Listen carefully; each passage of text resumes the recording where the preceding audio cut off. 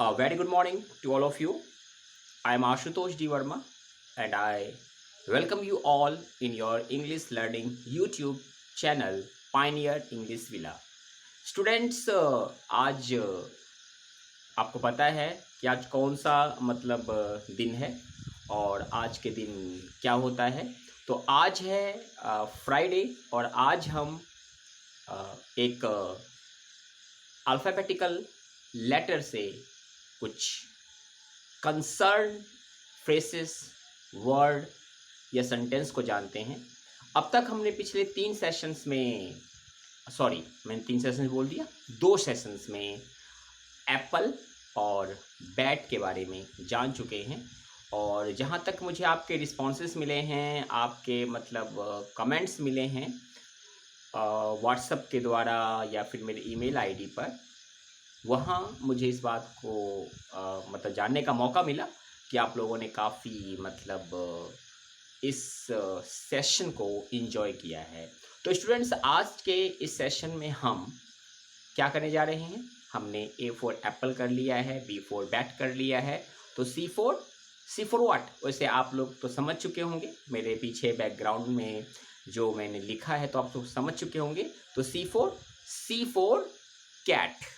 तो आप देख सकते हैं कि मैंने C4 जो है यहाँ पर कैट मेंशन किया है। तो आज हम कैट के कुछ कंसर्न वर्ड्स को, कंसर्न फ्रेसेस को और कुछ एक सेंटेंसेस को जानेंगे।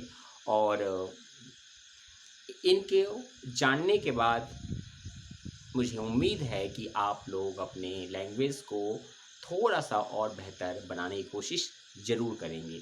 वैसे देखिए स्टूडेंट्स, ये जो मैं आपको बताता हूँ हर फ्राइडे को, हर वीक, और ये बताने का मेरा एक ही पर्पस है कि आप बेटर अपनी लैंग्वेज को इम्प्रूव कर सके। थोड़ा सा जो है वो पॉलिशिंग के साथ बोलें तो बहुत ही मज़ा आएगा। तो चलिए आज का सेशन स्टार्ट करते हैं। ओके, आज का लेटर है C और वर्ड है cat. C for cat. Okay, तो आप देख सकते हैं कि यहाँ पर मैंने 10 जो हैं वो फ्रेसेस, वर्ड या सेंटेंसेस को लिखा है, जो इस बात को आपको बताएगा, जिसके द्वारा आप इस बात को जान पाएंगे बेहतर तरीके से कि आखिर है क्या ये। ठीक है, लेट्स स्टार्ट और जानते हैं। अच्छा, आपको पता है कि एक कैट क्या होता है? आप कहेंगे सर ए कैट का मतलब क्या होता है? बिल्ली होती है। बिल्कुल बिल्कुल ठीक, आप बिल्कुल ठीक जा रहे हैं। लेकिन अगर हम किसी को कहते हैं ए कैट, तो ए कैट क्या होगा? वैसे आप देख पा रहे होंगे मैंने सबसे पहले लिखा है ए कैट। ओके, तो ए कैट क्या होगा?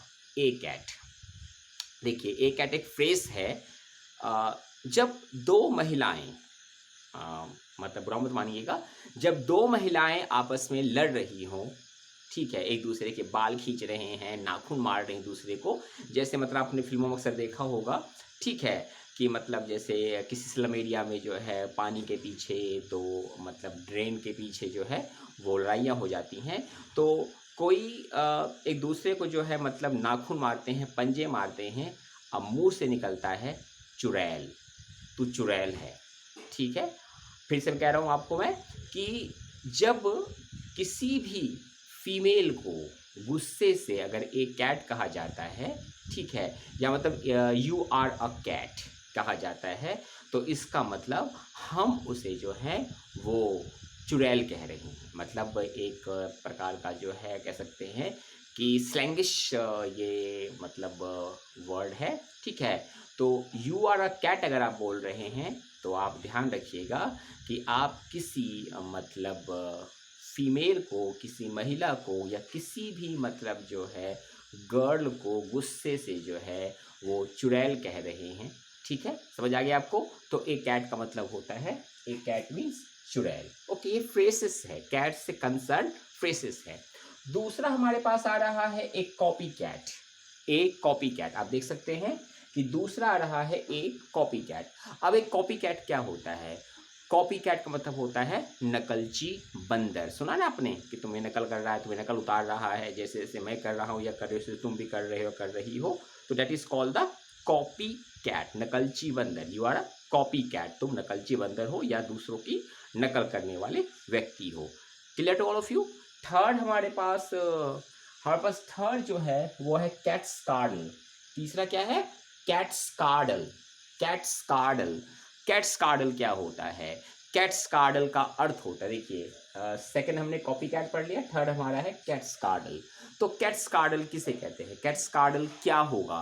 कैट्सकार्डल का मतलब आपने देखा होगा कि जब उंगलियों में मतलब जो हैं धागे को स्ट्रिंग्स से फंसाते हैं, ठीक है, और बच्चे अक्सर खेलते हैं और कहते हैं कि इसमें तुम उंगली डालो और फिर धागा खींच लेते हैं। दोबारा सुन लीजिए, जब उंगलियों में धागा को फंसा करके कुछ इस तरीके से और उसमें जो है मतलब उंगली फंसाई जाती है, जब उसको धागा खींचा जाता है खोल करके, तो दिस काइंड्स ऑफ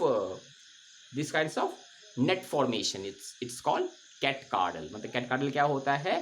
धागों का उंगलियों पर उलझा हुआ एक ताना बाना, ठीक है, इसको हम कहते हैं cat's cradle. Clear all of you.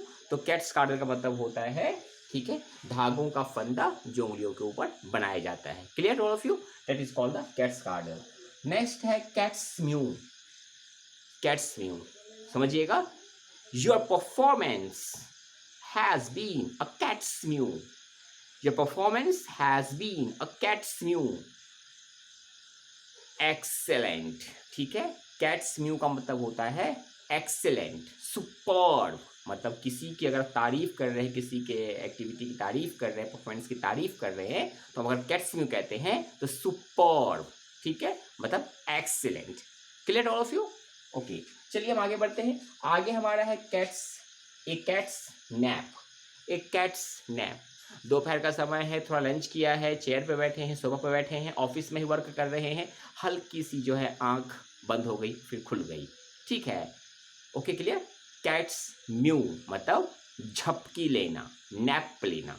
मैं दोबारा बोल रहा मैंने, कैट्स म्यू नहीं होगा, कैट्स नैप मतलब कैट्स नैप होगा। तो एक कैट्स नैप का मतलब होता है हल्की सी झपकी। कैट्स नैप का मतलब होता है हल्की सी झपकी लेना, ठीक है, हल्का फुल्का मतलब थोड़ा बहुत जो आंखों को बंद कर रहे रिलैक्सेशन के लिए, that is called the cats mu, ठीक है। मैं दोबारा रिपीट कर देता हूँ। एक कैट का मतलब होता है, एक स्लैंग है, मतलब एक वर्ड है जो फीमेल के लिए यूज किया जाता है, चुड़ैल, ठीक है। एक कैट्स कॉपी का मतलब होता है नकलची, बंदर, नकल करने वाला इंसान जो दूसरों को फॉलो अप करता हो। तीसरा है कैट्सकार्डल, मतलब उंगलियों में धागे के द्वारा जो एक नेट तैयार किया जाता है, बच्चे खेलने के लिए यूज करते हैं, दिस इज कॉल्ड द कैट्सकार्डल। चौथा है कैट्स व्यू, मतलब सुपर्ब, एक्सीलेंट। और पांचवा है एक कैट स्नैप, जिसका मतलब होता है झपकी, हल्की नींद, ठीक है, हल्की नींद। हम कह सकते हैं कि my father takes cat snap after lunch in every afternoon. After lunch in every afternoon, my father takes a cat's nap. Clear all of you? चलिए अब आगे बढ़ते हैं। नंबर 6 है कैट्स एंड डॉग्स। नंबर 6 क्या है? Cats and dogs. आप देख पा रहे होंगे। तो कैट्स एंड डॉग्स क्या होता है? कैट्स एंड डॉग्स का मतलब होता है हैविली, ठीक है। अगर हम कहें it is raining cats and dogs, मतलब मूसलाधार बारिश हो रही है, ठीक है। Someone knocking cats and dog, मतलब कोई जोर जोर से दरवाजा पीट रहा है। Clear to you? तो कैट्स एंड डॉग्स का मतलब होता है हैविली, मतलब मूसलाधार या जोर जोर से मतलब पीटना। Clear to all of you? Someone is knocking cats and dogs, मतलब कोई जोर जोर से दरवाजा पीट रहा है, मतलब ऐसे पीट कि तोड़ देगा, ऐसे पीट रहा है जैसे कि तोड़ देगा। और it is raining cats and dog outside, मतलब बाहर मूसलाधार बारिश हो रही है, ठीक है। चलिए आगे बढ़ते हैं। अगला हमारे पास है कैट्स गॉट टंग। कैट्स गॉट टंग, सांप सूंघ लेना, मतलब कितना भी किसी से कुछ पूछो, कोई बोलते एकदम चुप, एकदम साइलेंट, खामोश हो जाता है, कहते तुम्हें सांप सूंघ गया है क्या? तुम क्या कहेंगे? ठीक है, हम क्या कहेंगे? क्या कहेंगे हम? His what? He has या his tongue got cat, मतलब cats क्या लिखा हुआ है? Cats got tongue। Clear? Cats got tongue का मतलब होता है सांप सूंघ जाना। तो अगर हम इस बात को कहें कि cats got tongue अगर हम बोलते हैं तो इसका मतलब होगा मतलब चुप हो जाना या सांप सूंघ जाना। Clear all of you? अगला है let, नेक्स्ट है let the cat out of the bag। let the cat out of the bag मतलब by mistake disclose some secret, by mistake disclose some secret, राज खोल देना, राज की बात सामने रख लेना। ठीक है, क्या मतलब कहने का मतलब ये है कि कोई सीक्रेट है, कोई कॉन्फिडेंशियल चीज़ है जो आपने छुपा कर रख रखा है, अचानक से गलती से जो है वो लीक आउट हो गया, मतलब सब जान गए, तो उसको हम क्या कहेंगे कि let the cat out of the bag. अगर हम कहना चाहें तो हम कह सकते हैं his the news of his promotion, the news of his promotion has been let the cat out of the bag for his wife. Clear to all of you? ठीक है, समझ आ गया आपको। अगला हमारे पास आ रहा है, अगला बहुत ही ज़्यादा जो है रोचक, इंटरेस्टिंग एक फ्रेज है, एक मुहावरा है जो अक्सर हमें सुनने को मिलता है। क्या है? when the cat away mice will play, when the cat away mice will play, मतलब क्या? मतलब ये है इसका कि घर वाले घर नहीं, हमें किसी का डर नहीं। मतलब आज क्या है कि मम्मी मार्केट गई हुई है, पापा ऑफिस में हैं, और आज तो मोबाइल या लैपटॉप को ओपनली यूज़ करने का मौका मिल गया है, या फिर आज कार्टून देखने का पूरा पूरा मौका मिल गया है, या फिर आज चलो पिज्ज़ा ऑर्डर करते हैं या मैकडॉनल्ड का बर्गर ऑर्डर करते हैं और जम के खाते हैं, कोई रोक टोक नहीं है। तो क्या कहेंगे? when the cat away mice will play, मतलब घर वाले घर नहीं, हमें किसी का डर नहीं। ठीक है, इस कंडीशन में इसको यूज़ करते हैं, मतलब कोई घर पर नहीं है, आज हम खुल के मौज करेंगे, खुल के मस्ती करेंगे। क्लियर? और लास्ट हमारे पास है हेल कैट।